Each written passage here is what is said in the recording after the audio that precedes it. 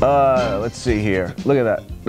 You got to go see this guy. Not only him, but all the different acts there, because it'll amaze you and make you realize we can do anything when we put our mind to it. And that's exactly what you did. Somebody was talking about somebody ate a bicycle. Well, yes, it was a man in France who ate a bicycle, and whatever he couldn't actually chew up and ingest, it was anything that was too large, like the gear, he would grind down. So technically he ate the bicycle, and after that, I guess he was still hungry because he went on, and I think it took him about 1.5 years to eat a plane. It took him, yeah. A plane. I want to go into the meat, but I do want you to, before we, just to show the audience of what's possible. Sure. Do you have a... Yeah, I have a little something here. This is, the other thing is you have to know what's come before you. You have to learn. And this is something that, which is just like the nail, if you would. And that's a 4.5-inch 30-penny nail. And this is what's known as the blockhead act. A man by the name of Melvin Burkhardt, a great old sideshow performer. He looked at a torture stunt and said, this could be a lot of fun. And he made it into this joyously gut-wrenching act that he named the blockhead act. And that's the real thing. It doesn't collapse or fold. You can see by the teeth marks, I bite my nails. Bite my nails! It's just like comedy. Now, that's, like I say, the real thing. And let me just take my... This is the real thing, Let me just take my shoe off here. Because I'm going to do something you probably have never seen before. As I say, this is the blockhead acting, because you have to be a complete blockhead to do something as dangerous as this. Here it goes. There you go. Oh, let's take it all the way, shall we? No! You know, you're very brave, because if I sneezed right now, I'd kill you. No, I'd nail him. Oh, it's just like comedy. So yeah, so this... Pull that baby out. Come on, you want to pull it out? You get to make a wish when you pull it out. Go ahead. I'm not pulling that, sure? baby. No, just grab it now and back out. We gotta yeah, go. Okay, just grab it. No. Ah, guess what? That's sick. Oh, I thought there was blood on there, but it's not. So let me okay. Now that...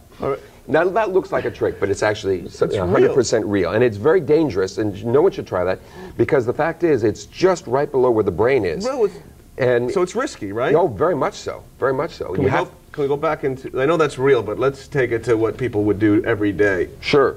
How does risk play a part in growing as a person? Well, I think you have to understand risk, but you also have to not focus on limitations. It's a real balancing thing, in that, you know, they say gamblers never gamble, true gamblers, because they know the odds.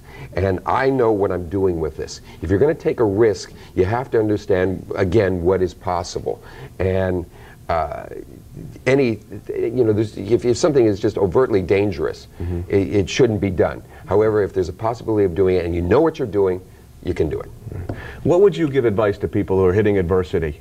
And I mean, with what you do, I don't think you just woke up, you ate glass. There's a lot of effort along the way. Sure, sure. Well, you just have to understand when the going gets tough, you have to focus on what has come before, on the successes others have had and your own personal success. And make sure that though you may be struggling with something right now, that you have succeeded before, and there are others who have done this, so therefore it can be done. So if you keep focusing on the success of the past and the possibilities of the future, you can get through any rough spots. That's why you mentioned it's really important to surround ourselves with people who have that attitude. Yes, and know what they're doing. Learn from the right people. And I know that grosses out. Do we have just a second here? Because I know that grosses out some people, and I've been trying to get into some kind of gentler stuff like balloons. Everyone loves balloons, right? You're going to make a dog? I'm not even asking. I'm not really that good. I've just gotten into it. But there's one thing I can do with a balloon.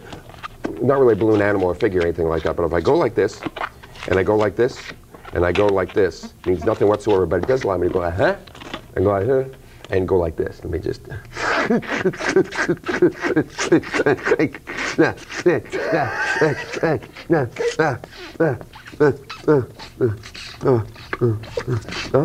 on. Oh, we got no more time.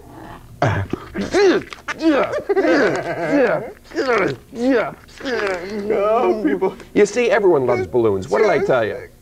That really happens. Yeah, you noticed that, huh? Oh, my God. Pick your teeth with this while we go to a break, sure. Excuse me, yeah. We'll be right back with Todd Robbins, the amazing wonder, Superman of today. Don't go away.